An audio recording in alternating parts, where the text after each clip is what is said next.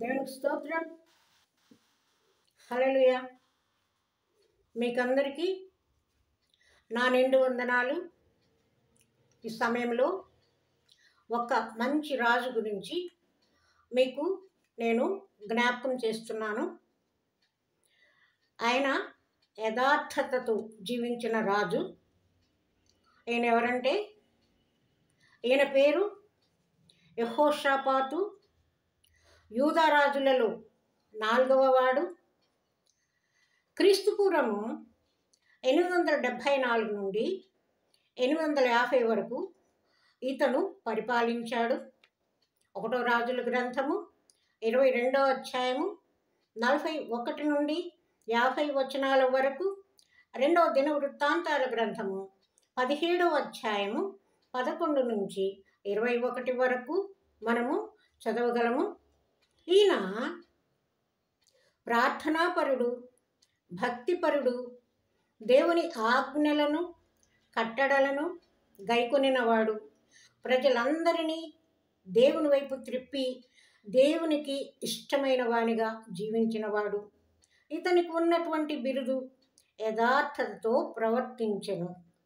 సొలొమోను కుమారుడు రెహబాము, రెహబాము కుమారుడు అబీయా, అబీయా కుమారుడు ఆసా, ఆసా కుమారుడు యెహోషాపాతు. వరుసగా సొలొమోను కుమారుడు రెహబాము, రెహబాము కుమారుడు అబీయా, అబీయా కుమారుడు ఆసా, ఆసా కుమారుడు యెహోషాపాతు. అనగా ఈయన 4వ వాడు, అనగా యెహోవా న్యాయాధిపతి అని అర్థము. యెహోషాపాతు అనే పేరుకు యెహోవా న్యాయాధిపతి అని అర్థము. షిల్హీ కుమార్తె అజూబా ఇతని తల్లి. తండ్రి ఆసా చనిపోయాక తన 35వ ఏట రాజయ్యాడు. యెరూషలేములో 25 సంవత్సరాలు పరిపాలించాడు. ఇతను రాజయ్యాక తన రాజ్యమును బలపరుచుకున్నాడు. ప్రాకారపురములన్నిటిలో సైన్యములను ఉంచి కావలి యొక్క బలాన్ని పెంచుకున్నాడు. శత్రువులు తన మీదకు, తన దేశం మీదకు యుద్ధానికి రాకుండా ప్రాకారాలను బలపరుచుకున్నాడు. 2వ దినవృత్తాంతాల గ్రంథం 17వ అధ్యాయము 1-2 వచనాలు.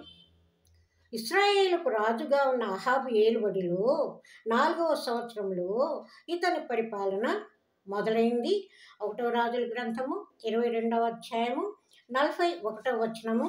ఆనాడు యూదా రాజ్యాన్ని పరిపాలించిన రాజులలో గొప్ప పరిపాలనా దక్షునిగా పేరు తెచ్చుకున్నాడు. ప్రతి విషయంలో యెహోవా సహాయం కోరుకొని దేవుని ఆజ్ఞలను అనుసరించి నడుచుకున్నాడు. అతనికి ఐశ్వర్యమును ఘనతయు ఎక్కువగా కలిగింది. యూదా వారందరూ, రాజులందరూ అతనికి పన్ను ఇచ్చుచూ ఉన్నారు. అందువలన అతనికి ఎక్కువ ఆస్తి పెరిగింది. దేవుని మార్గంలో నడుచుకొనుటకు తను నిశ్చయించుకున్నాడు. ఉన్నత స్థలములను, దేవతా స్తంభములను తీసివేయించాడు. యూదా పట్టణంలో ఉన్న జనులకు ధర్మశాస్త్రాన్ని బోధించడానికి పెద్దలైన వారిని ఏర్పాటు చేసుకున్నాడు. 9 మంది లేవీయులను, యాజకులు 2 ఏర్పాటు చేసుకున్నాడు. వారు యెహోవా ధర్మశాస్త్ర గ్రంథాన్ని యూదా ప్రజల మధ్య ప్రకటన చేయుచు యూదా పట్టణముల అన్ని చోట్ల జనాలకి బోధించారు. ఉపవాస దినాల్ని ప్రకటించాడు. యూదా దేశపు చుట్టుప్రక్కల వారికి యెహోవా అంటే ఉన్న భయం వలన వారు యెహోషాపాతు మీదికి యుద్ధానికి రావడానికి భయపడ్డారు. దేవుడు తోడుగా ఉంటే శత్రువు మన జోలికి రాడు కదా. సాతాను కార్యక్రమాలు అప్పుడు ఏమి జరుగుతాయి చెప్పండి? సాతాను ఎప్పుడు కూడా ఎవరికి ఏం చేద్దామా అని మన ప్రక్కనే పొంచి ఉంటాడు కదా. అయితే దేవుని నమ్మిన బిడ్డలకు సాతాను వలన ఎలాంటి భయము కూడా ఉండదు. అది యెహోషాపాతు విషయంలో చాలాసార్లు మనము చూడవచ్చు. ఈ యెహోషాపాతు అంతకంతకు గొప్పవాడై సామాగ్రిని నిల్వ చేయటానికి కోటలను కట్టించాడు, పట్టణాలను కట్టించాడు. ఇన్ని మంచి పనులు చేస్తూ కూడా కొన్ని సందర్భాల్లో దేవునికి ఇష్టం కాని పనులు కూడా చేశాడు. 2వ దినవృత్తాంతాల గ్రంథము 18వ అధ్యాయము 1వ వచనము. తనకు ఐశ్వర్యమును ఘనతయు అధికంగా కలిగాక అహాబుతో వియ్యమందాడు. ఇది దేవునికి ఇష్టం లేని పని. 2వ దినవృత్తాంతాల గ్రంథము 18వ అధ్యాయము 3వ వచనంలో అహాబు ఏమంటున్నాడంటే, నీవు నాతో కూడా రామోత్గిలాదు మీదకి యుద్ధానికి వస్తావా అని అహాబు యెహోషాపాతుని అడుగుతాడు. అప్పుడు యెహోషాపాతు ఏమంటాడంటే, ఈ సంగతి దేవుని దగ్గర విచారణ చేయాలని ప్రవక్త అయిన మీకాయాని పిలిపించినప్పుడు 18:13లో యెహోవా జీవం తోడు నా దేవుడు సెలవిచ్చిన దానినే ప్రవచిస్తానని మీకాయ చెప్పాడు. రామోత్గిలాతునకు యుద్ధమునకు వెళ్ళాలా వద్దా అని అడిగినప్పుడు పోయి జయించుడి, వారు మీ చేతికి అప్పగింపబడుదురు అన్నాడు. యెహోషాపాతు అనేకసార్లు దేవుణ్ణి ప్రార్థించి నిర్ణయం తీసుకుని ధైర్యంగా ముందడుగు వేసేవాడు. ఈసారి అహాబు వలన అతడు సంశయంలో పడ్డాడు. అహాబు మంచి రాజు కాదు, అతనితో 1000 మంది తప్పు చేశాడు.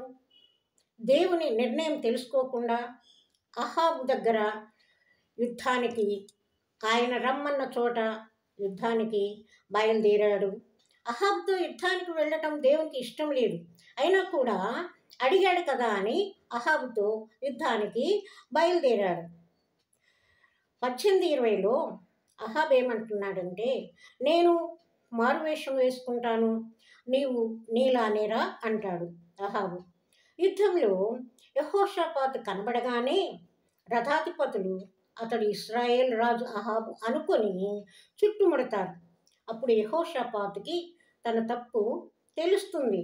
వెంటనే యెహోవాకి మొర్ర పెడతాడు, ప్రార్థన చేస్తాడు. ఇదంతా చూస్తున్న దేవుడు అతని ప్రార్థన ఆలకిస్తాడు. వారు యెహోషాపాతును విడిచి వెళ్తారు.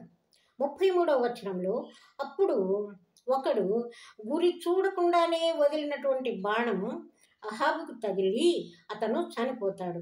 దేవుడు న్యాయాధిపతి కదా, యెహోషాపాతు పేరుకి సరి అయిన న్యాయమే చేశాడు దేవుడు. తను నమ్మిన దేవుని ప్రజలు ఇంకా బాగా నమ్మాలని తెలియచేయటానికి ఆయన లేవీయులలోను యాజకులలోను కొందరు పెద్దల్ని పిలిపించి వారికి ఏమని ఆజ్ఞాపించాడో చూడండి. యెహోవా యందు భయభక్తులు కలిగిన వారై నమ్మకంతోనూ యథార్థంతోనూ మీరు ప్రవర్తించాలి అని చెప్పాడు. తను దేవుని దృష్టికి యథార్థతతో ఉండటమే కాక ప్రజలను కూడా తన మార్గంలో జీవింపచేసిన దేవునికి ఇష్టమైన బిడ్డగా అహాబు జీవించాడు. ఎంత గొప్పవాడండి ఈ రాజు! రాజయ్యుండి కూడా దేవునికి ఎంత భయభక్తులు చూపించాడు. అయితే తన జీవితంలో ఈయన దేవునికే ప్రాధాన్యత ఇచ్చాడు. 60 సంవత్సరముల వయసులో మరణించాడు. దావీదుపురంలో పాతిపెట్టబడ్డాడు. తన కుమారుని వివాహ విషయంలో వేసిన తప్పటడుగు తప్ప ఈ రాజు మరే తప్పు చేయలేదు. దేవునికి ఇష్టడై దావీదు వలనే దేవుని మార్గంలో నడిచాడు. ముగింపు: ఈ యెహోషాపాతు రాజు వలన మనము ఏమి నేర్చుకోవాలి? ముందుగా ఆయన దేవుని ఆజ్ఞలను ఆయన చిత్తాన్ని తెలుసుకుని ఆ ప్రకారమే జీవించాడు. మరి మనం కూడా ఆ రకంగా జీవిస్తున్నామా లేదా? రెండవదిగా, సమస్య చిన్నదైనా పెద్దదైనా దానిని దేవుని ముందుంచి దేవుని చిత్తాన్ని తెలుసుకోవడం కోసం ప్రార్థించాడు. మనకు కూడా నిత్య జీవితంలో అనేకమైన సమస్యలు వస్తాయి. మనం ఎన్ని సమస్యలను దేవుని ముందు పెడుతూ ఉన్నాము. మూడవదిగా, దేవుని కృపలేనిదే తాను ఏమీ సాధించలేనని, తాను పొందిన ప్రతిదీ దేవుడు అనుగ్రహించినది అని నమ్మాడు. మనం కూడా అనేక సార్లు నమ్ముతూ ఉంటాం, ఒక్కొక్కసారి అవిశ్వాసంతో నమ్మకుండా అయ్యో అని బాధపడుతూ ఉంటాము. నాలుగవదిగా, ఈ రాజు దేవునిపై ఆధారపడి జీవిస్తే ఎలాంటి క్లిష్ట పరిస్థితిలోనైనా సమర్థవంతంగా దాన్ని ఎదుర్కొనవచ్చుననే చక్కని పాఠాలను ఆయన జీవితం నుండి మనము నేర్చుకోవాలి.